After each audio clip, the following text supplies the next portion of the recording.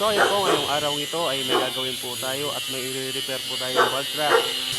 So yun po ang re-repair natin. Ang tawag po dito ay valve track.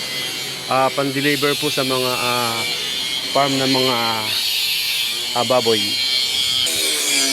So ito po ang gagamitin namin. So ito po yung gagamitin namin plancha. 1.8 po ang kapal niya.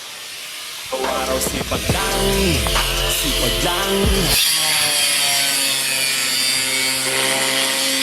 So yan, muli po kasama natin si Bayaw sa pagtatrabaho para makatulong dito sa valve track. So yan po, akitin po na muna natin para tingnan natin yung nasa taas niya.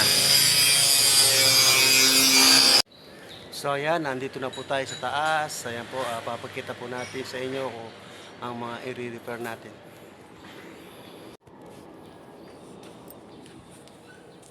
So yan po ang mga i-repair natin, yung mga sira-sira dito sa may loob. Medyo mainit po siya dahil sa nabilad po siya ng araw. Yan po, medyo pag nakita po natin medyo madilim dito, wala dito sa labas. So yan po, kailangan po natin takpan yan para hindi po lumabas yung mga feeds na kinakarga nila.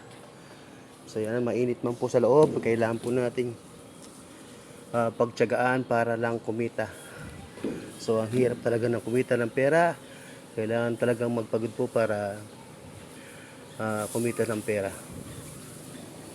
So yan,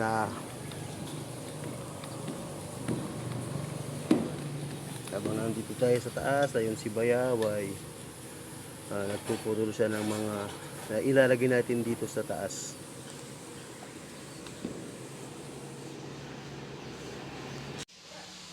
So ayan, nandito po tayo sa loob ng valve track. So yun po ang damage niya.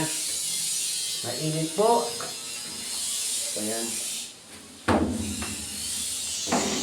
Ito po yung nasa taas.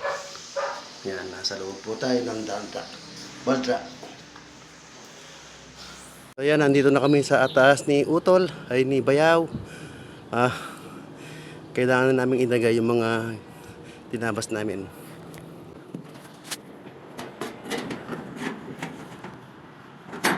Kaya nakita po sa taas, kailangan po namin yung pinto para magkakaroon sa ginagawa lang.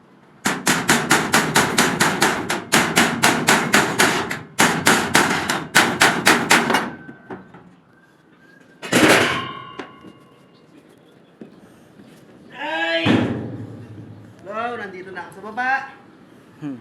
Kailangan ko nang ilagay ito. So yan, nandito na po ako sa baba. Kailangan ko na pong ilagay itong plancha para po matapang na namin dito sa ginagawa namin. Sige, dito na. So ayan, di po natin maiwasan maligo ng sarili nating pawis. Ayan, basang-basa po tayo. Araw sipag lang, hayaan mo silang sa'yo'y umangat lang. Huwag hihinto, tuloy-tuloy mo lang. Diretso lang kahit meron pang humarang. Anong ginagawa mo dyan? Parang naubusan ka sa iyong sarili ng tiwala. Tanggalin mo na rin ang mga maling hinala. Dahil sa bandang huli, ikaw lang din maging kawawa. Yeah. Oh my God! Wow! So yun po, kailangan po natin tapatin na dahil tumutulo na po yung mga pits dito, medyo marupok na siya. Gano'n mo yung martilyo.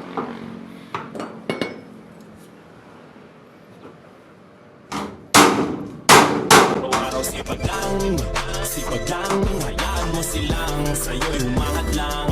Huwag hihinto, tuloy-tuloy mo lang. Diretso lang kahit meron pang humarang. Anong ginagawa mo dyan? Parang naubusan ka sa iyong sarili ng tiwala. Tanggalin mo na rin ang mga maling hinala. Dahil sa bandang huli, ikaw lang din maging kawawa. Yeah.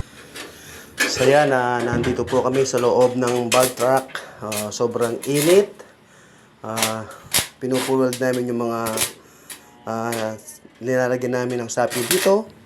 So yan, gumamit na kami ng electric fan para hindi kami ma-suffocate. So yan, uli kasama ko si Bayaw, partner kami. So yan, kabilaan po yan. So yan po, ngayon ay nasa loob po kami ng bar truck, delivery feeds, sa mga ginagamit sa Pilmico. So ayan si Bayaw. So ayan si Bayaw, napakainit sa loob talaga. Sobra at lumalabas yung mga usok. Yan. Halos sa amin pumupunta yung usok pero kailangan tiisin. Kailangan tapusin. So yan nailagay na po namin ang mga tapal niya. Maging dito sa kabila ay nailagay namin. So ito lang ang kailangan namin ilagay. So yan pa. So ito tapos na rin to.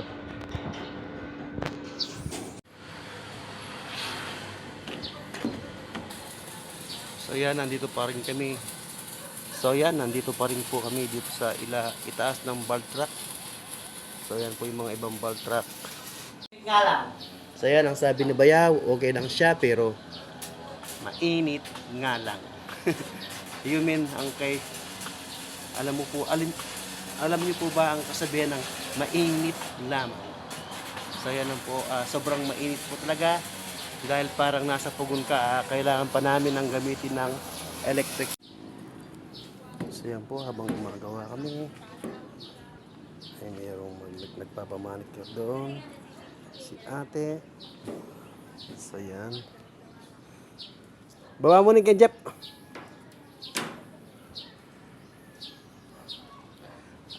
Dito kay, dala mo gini, pulpukan tara. Ache! Jay! Mayakwana ka na naman, no?